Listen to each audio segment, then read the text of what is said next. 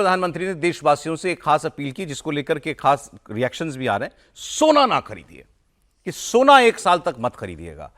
साथ ही 1 साल तक विदेश की यात्रा को भी टालने की बात उन्होंने की। घूमने के लिए जाना है, बच्चों की गर्मियों की छुट्टियां होने वाली हैं, देश में जाइए घूमने के लिए। बाहर जाएंगे तो आपको विदेशी मुद्रा खर्च करनी पड़ेगी।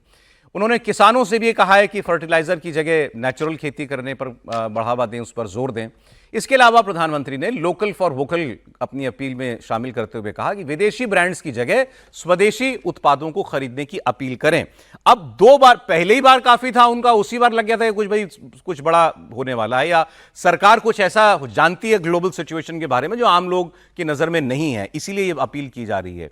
और जब दूसरे दिन लगातार अपील आई तो फिर तो यह बिल्कुल तय है कि सरकार इस पर अभी तक जो सलाह के तौर पर कह रही है, इस पर आगे वो कदम भी उठाएगी। तो सुनते हैं प्रधानमंत्री ने कल क्या कहा था।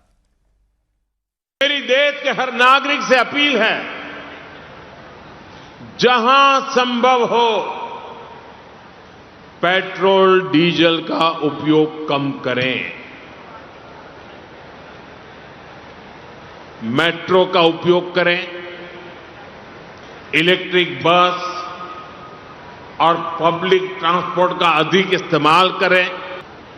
यह जरूरी है कि सरकारी और प्राइवेट दोनों ही दफ्तरों में वर्चुअल मीटिंग्स और वर्क फ्रॉम होम को प्राथमिकता दी जाए। मैं कुछ स्कूलों से भी आग्रह करूंगा कि कुछ समय के लिए ऑनलाइन क्लासेज की व्यवस्था पर काम करें। खाने के तेल पर भी देश की बड़ी विदेशी मुद्रा खर्च होती है। अगर हम थोड़ा संयम बरतें, तेल की खपत कम करें,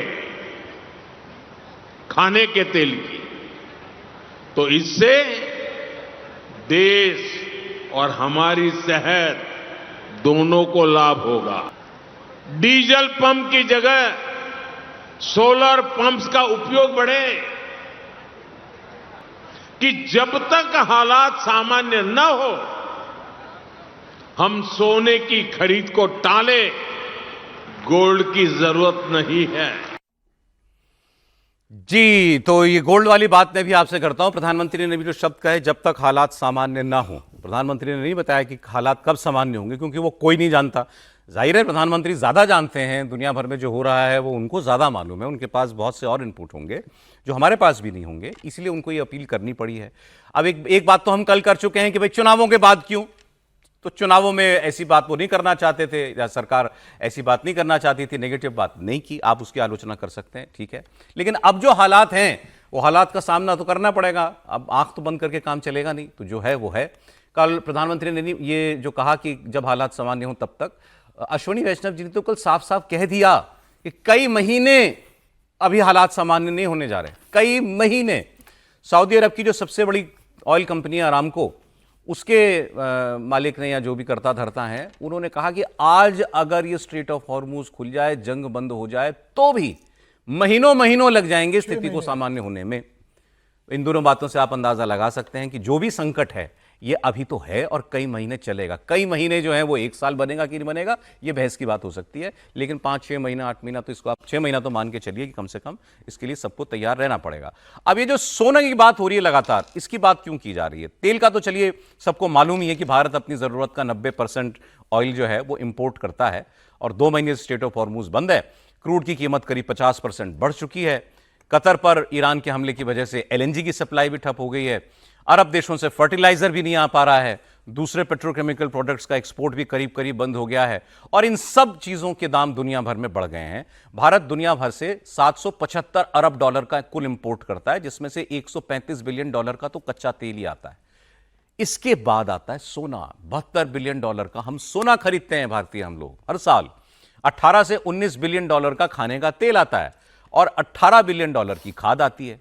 तो यही 4-5 मोटी बातें प्रधानमंत्री ने बताई हुई हैं कि इन पर जो है आप काबू कर लीजिए, और यह काबू करना बहुत जरूरी है।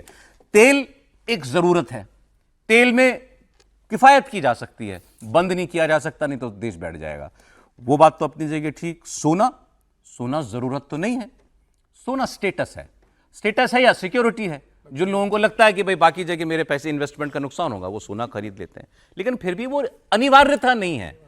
अब क्या हुआ, प्रधानमंत्री की अपील के बाद देश भर में खबरें आई, खासकर उत्तर प्रदेश से खबरें, सराफा बाजार के जो लोग हैं, कर्मचारी, दुकानदार, वो धरने पर बैठ गए कि साहब हमारे यहां तो लोग आना बंद कर देंगे, सोना खरीदेंगे नहीं तो हमारा क्या होगा। उनकी जो बॉडी एक बनी हुई है उसको, मैं उनके एक व्यक्ति को सुन रहा था, वो कह रहे थे 3 करोड़ लोग इस व्यवसाय से जुड़े हुए हैं देश भर के अंदर। उनका सोचिए, तो आप ये अपील ना करें कि ये करना ही है।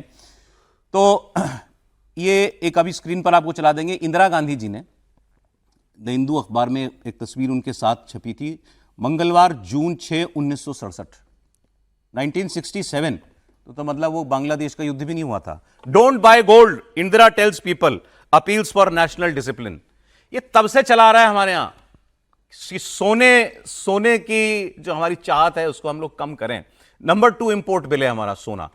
इसके अलावा चिदंबरम जी ने 2013 में फाइनेंस मिनिस्टर थे उस वक्त यूपीए की सरकार में, उन्होंने कहा था गोल्ड अगर आप लोग खरीदना, हम लोग 6 महीना 1 साल, ऐसे ही कहा था उन्होंने, 1 साल 6 महीना भी अगर हम गोल्ड ना खरीदें तो हमारा करंट अकाउंट डेफिसिट ठीक हो जाएगा।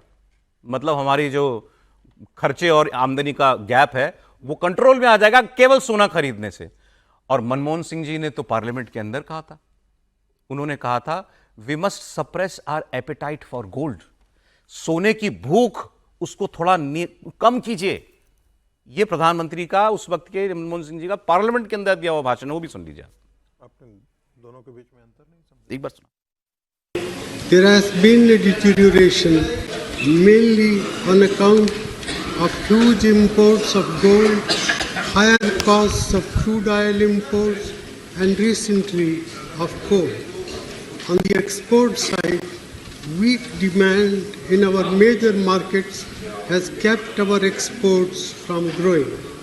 Exports have been further hit by a collapse in iron ore exports.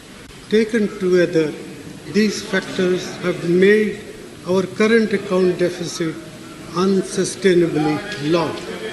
Clearly, Madam, we need to reduce our appetite for gold, economize in the use of petroleum products, and take steps to increase our exports.